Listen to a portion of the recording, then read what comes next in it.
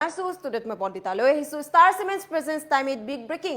গোৱালপাৰাত যি ভয়ংকৰ কাণ্ড সংঘটিত হৈছিল, গোৱালপাৰাৰ কৃষ্ণাইত যি বিদ্যালয়ত 5জনকৈ ছাত্ৰৰ টিফিনত আছিল নিষিদ্ধ মাংস আৰু সেই 5জনকৈ বিশেষ সম্প্ৰদায়ৰ ছাত্ৰই দুজনকৈ হিন্দু ছাত্ৰক সেই টিফিনৰ পৰা নিষিদ্ধ মাংস খাবলৈ যি হেঁচা প্ৰয়োগ কৰিছিল বা যি জোৰ কৰিছিল আৰু তাৰ পাছতে সমগ্ৰ ঘটনাই চাঞ্চল্যৰ সৃষ্টি কৰা দেখিবলৈ পোৱা গৈছে। অভিভাৱকসকলে বহু পলমকৈ অৱগত হৈছিল যে তেওঁলোকৰ সন্তানক 5জনকৈ ছাত্ৰই নিষিদ্ধ মাংস খাবলৈ জোৰ কৰিছিল, কিন্তু কিহৰ বাবে জোৰ কৰিছিল আৰু তাৰ পাছতে প্ৰশ্ন উত্থাপন কৰিছে যে বিদ্যালয়লৈ কিয় নিষিদ্ধ মাংস দি পঠাব বা কিহৰ বাবে দি পঠিয়াব লাগে। আমাৰ সন্তানৰ বাবেও আমি বহু এনে ধৰণৰ খাদ্য বনাও, কিন্তু সকলোবোৰ খাদ্য টিফিনত দি নপঠিয়াও বুলিও এনে ধৰণে এতিয়া প্ৰশ্ন উত্থাপন কৰা পৰিলক্ষিত হৈছে আৰু অভিভাৱকসকলক লৈ ইতিমধ্যে তদন্ত চলাব লাগে বুলি দাবী উত্থাপন কৰা পৰিলক্ষিত হৈছে আৰু তাৰ পাছতে ৰাজপথলৈ ওলাই আহিছে হিন্দু সমাজ। লৈ আহিছে এই মুহূৰ্তত সবিস্তাৰে এই খবৰ। বিদ্যালয়লৈ কিয় নিষিদ্ধ মাংস দি পঠাব লাগে বুলি এতিয়া প্ৰশ্ন উত্থাপন কৰিছে একাংশ অভিভাৱকে, যি দুগৰাকীকৈ ছাত্ৰৰ সৈতে ভয়ংকৰ কাণ্ড সংঘটিত হৈছিল। অৰ্থাৎ কৃষ্ণাই কাণ্ডক লৈ ৰাজপথলৈ ওলাই আহিল স্থানীয় হিন্দু সমাজ। যিহেতু ছাত্ৰ দুগৰাকীক এনেদৰেই নিষিদ্ধ মাংস খাবলৈ জোৰ কৰিছিল আৰু ছাত্ৰৰ অভিভাৱকক লৈ তদন্তৰ দাবী উত্থাপন কৰিছে অভিভাৱকসকলে, অৰ্থাৎ মহিলাসকল মাতৃ দুগৰাকীয়ে। আৰু ঘটনা গাপ দিয়া শিক্ষককো জবাবদিহি কৰাৰ দাবী, যিহেতু সমগ্ৰ ঘটনাক লুকুৱাবলৈ চেষ্টা কৰিছিল শিক্ষকসকলে আৰু ঘটনা সন্দৰ্ভত উচিত তদন্তৰ দাবী উত্থাপন কৰিছে স্থানীয় ৰাইজে। স্থানীয় ৰাইজসকল এনেদৰে ওলাই অহা পৰিলক্ষিত হৈছে আৰু বিদ্যালয়ৰ শ্ৰেণীকোঠাত নিষিদ্ধ মাংস ভক্ষণ 5 বিশেষ সম্প্ৰদায়ৰ ছাত্ৰই একেলগে ভক্ষণ কৰিছিল আৰু 2 ছাত্ৰক নিষিদ্ধ মাংস ভক্ষণৰ হেঁচা দিছিল। 5 ছাত্ৰই অৰ্থাৎ 2জনকৈ হিন্দু ছাত্ৰক নিষিদ্ধ মাংস ভক্ষণ কৰিবলৈ জোৰ কৰিছিল আৰু ঘটনাৰ পিছতেই গোৱালপাৰাৰ কৃষ্ণাই উত্তপ্ত পৰিস্থিতিৰ সৃষ্টি হোৱা দেখিবলৈ পোৱা গৈছে। ৰাজপথলৈ ওলাই আহিছে হিন্দু সমাজ আৰু এনেদৰে উচিত তদন্ত হোৱাটো বিচাৰিছে আৰু এনেদৰে এতিয়া যিহেতু শিক্ষকসকলেও এই সমগ্ৰ ঘটনা লুকুৱাবলৈ চেষ্টা কৰিছিল, তেওঁলোকৰ ছাত্ৰসকলক কৈ গৈছিল যে যি দুগৰাকীকৈ হিন্দু ছাত্ৰক নিষিদ্ধ মাংস খাবলৈ জোৰ কৰিছিল, সেই ছাত্ৰ দুগৰাকীক এনেদৰেই যে ঘৰত গৈ যাতে পিতৃ মাতৃক এই কথা অৱগত নকৰায় তাৰ বাবে সমগ্ৰ ঘটনা গাপ দিয়া বুলি জানিব পৰা গৈছিল। আৰু তাৰ পাছতে যিহেতু ঘৰমুৱা হৈছিল, ছাত্ৰ দুগৰাকী ঘৰলৈ গৈছিল আৰু ঘৰ গৈ চিন্তিত হৈ থকা অৱস্থাত মাতৃয়ে প্ৰশ্ন কৰিছিল যে কি হৈছে, আজি কিহৰ বাবে এনেদৰে মন মাৰি আছে বুলি যেতিয়া প্ৰশ্ন কৰিলে, তেতিয়া সন্তানে ক'লে যে এনে ধৰণৰ ঘটনা সংঘটিত হৈছে, কিন্তু শিক্ষক শিক্ষয়িত্ৰীসকলে এই সমগ্ৰ ঘটনা লুকুৱাবলৈ অনুৰোধ কৰিছে বা পিতৃ মাতৃক ক'বলৈ মানা কৰা বুলিও ইতিমধ্যে উল্লেখ কৰা পৰিলক্ষিত হৈছে। আৰু তাৰ পাছতে এতিয়া প্ৰশ্ন উত্থাপন কৰিছে পিতৃ মাতৃয়ে প্ৰশ্ন উত্থাপন কৰিছে, সন্তান দুগৰাকীৰ মাতৃয়ে প্ৰশ্ন উত্থাপন কৰিছে যে সন্তান দুগৰাকী বা সেই ছাত্ৰ 5গৰাকীকৈ হয়তো সৰু, সিহঁতে নাজানিব পাৰে, কিন্তু বিদ্যালয়লৈ কিহৰ বাবে নিষিদ্ধ মাংস দি পঠিয়াব লাগে তেওঁলোকৰ অভিভাৱকসকলে। আমাৰ ঘৰতো বিভিন্ন ধৰণৰ খাদ্য বনোৱা হয়, কিন্তু সকলোবোৰ খাদ্য বিদ্যালয়লৈ দি নপঠায়। গতিকে তেনে ধৰণৰ খাদ্য অৰ্থাৎ নিষিদ্ধ মাংস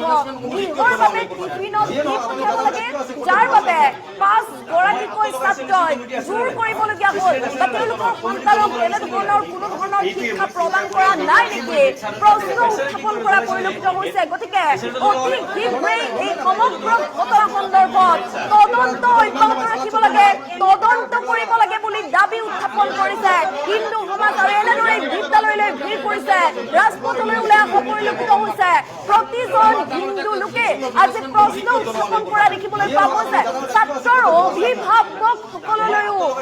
প্ৰশ্ন উত্থাপন কৰিছে, অতি শীঘ্ৰেই তদন্তৰ দাবী উত্থাপন কৰা পৰিলক্ষিত হৈছে। যিহেতু যি দুগৰাকী হিন্দু ছাত্ৰক নিষিদ্ধ মাংস খাবলৈ জোৰ কৰিছিল বা যি নিষিদ্ধ মাংস খাবলৈ হেঁচা প্ৰয়োগ কৰিছিল হিন্দু ছাত্ৰ দুগৰাকীক, গতিকে সেই ছাত্ৰ দুগৰাকীক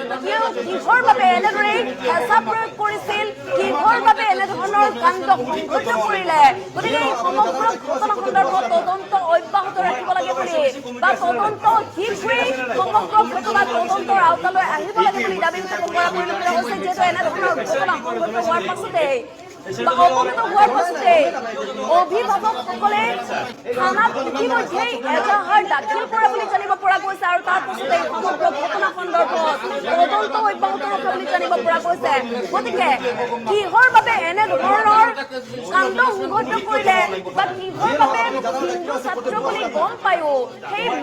নিষিদ্ধ মাংসৰ পৰা দূৰত থকা বুলি গম পায়ো কিহৰ বাবে বিশেষ সম্প্ৰদায়ৰ ছাত্ৰছাত্ৰীগৰাকীয়ে হিন্দু ছাত্ৰ দুগৰাকী কিহৰ বাবে জোৰ কৰিলে এতিয়া প্ৰশ্ন উত্থাপন কৰিছে আৰু কৃষ্ণাই কাণ্ডক লৈ এতিয়া ৰাজপথলৈ ওলাই আহিল স্থানীয় হিন্দু সমাজ আৰু ঘটনা দিয়া শিক্ষকসমূহ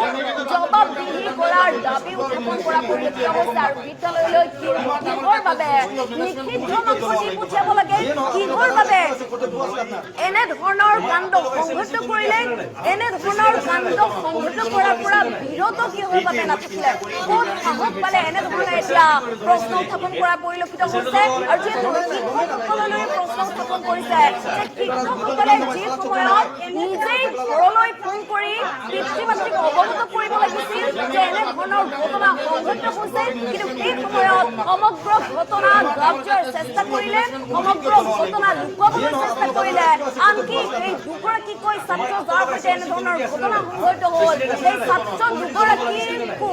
ঘৰত অৱগত নকৰাবলৈ বা সমগ্ৰ ঘটনা লুকুৱাবলৈ অনুৰোধ জনোৱা হ'ল কিন্তু কিহৰ বাবে এনেধৰণৰ কাণ্ড সংঘটিত কৰিলে যি সময়ত শিক্ষক শিক্ষয়িত্ৰীক বিশ্বাস কৰিব লাগিছিল শিক্ষক শিক্ষয়িত্ৰীয়ে নিজে অৱগত কৰিব লাগিছিল সেই সময়ত কিহৰ বাবে লুকুৱাৰ চেষ্টা কৰিলে লুকুৱাৰ অপচেষ্টা চলালে বিদ্যালয়ৰ কৰ্তৃপক্ষসকলে বা শিক্ষক শিক্ষয়িত্ৰীসকলে এতিয়া প্ৰশ্ন উত্থাপন কৰা পৰিলক্ষিত হৈছে গতিকে আৰু প্ৰশ্ন উত্থাপন কৰিছে যে বিদ্যালয়লৈ কিহৰ বাবে নিষিদ্ধ মাংস লৈ যাব লাগে কিহৰ বাবে দি পঠিয়াব লাগে বুলি এটা প্ৰশ্ন উত্থাপন কৰিছে আৰু এই সমগ্ৰ ঘটনা সন্দৰ্ভত শীঘ্ৰেই তদন্ত হ'ব লাগে বুলি দাবী উত্থাপন কৰা দেখিবলৈ পোৱা গৈছে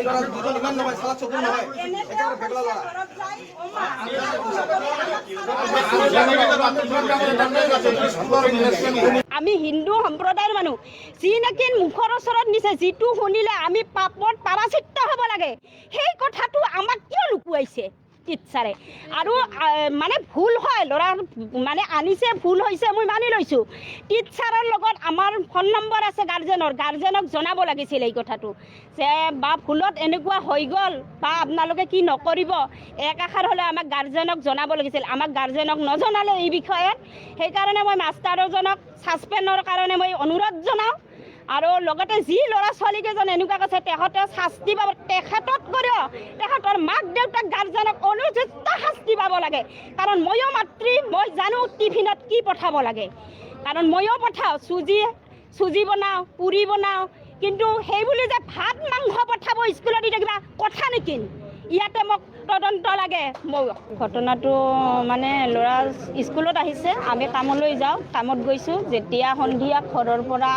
মানে ঘৰত গৈছে ল'ৰা যাই কিনে ঘৰত মানে মন মাৰি আছে আৰু পিছত মই দোকানত গৈছিল দোকানৰ পৰা অহাৰ পিছত বাবা কি হৈছে সি কৈছে মা এটা কথা হৈছিল মোক ক'বা ভয় লাগে বুলি কৈছে কিয় ভয় লাগে আমাক টিচাৰে বাধা দিছে কৈছে কি হৈছে মোক কোৱাৰ পিছত হ'ব পিছত কল এনেকা আজি মানে আমাৰ স্কুলৰ ছাত্ৰ এনেকা লৈ আহিছিল আহি মোক একদম মুখৰ ওচৰত খুৱাই দিবা খুজিছিল পিছত মই হাতৰ পৰা জটকাই পেলাই দি মই বাহিৰত ওলাই গৈছোঁ বুলি কৈছে পিছত মই বাহিৰত ওলাই যাই কি কৰিছা ছাৰক কৈছা না নাই কয় গৈছোঁ ছাৰক হেড ছাৰ নাছিল যে কোনোবা এজন ছাৰক কৈছে ছাৰজনে মই বুলিছে তেওঁৰ লগত আহিছে ছাৰজনে আহি লগৰ যিকেইজনে সেই কামটো কৰিছে তেখেতক বোলে মাৰিছে বুলি কৈছে মাৰিছে গালি দিছে দিয়াৰ পিছত ইহঁতক বুজাইছে এনেকুৱা নকৰিবা বুলি তাহাঁতক লৈ গৈছে অফিচ ৰুমত নি ছাৰে কি কৰিছে তাহাঁতক কোনেও নাজানে বাকী ল'ৰা ছোৱালীকেইজনে পিছত আমাৰ ল'ৰাই কৈছে যে মাৰ কি আমাক ঘৰত এইখিনি কথা কোৱাৰ কাৰণে বাধা দিছে কিন্তু টিচাৰজনে কি কাৰণত বাধা দিলে ঘৰত ক'ব মাংস আনি খুৱাই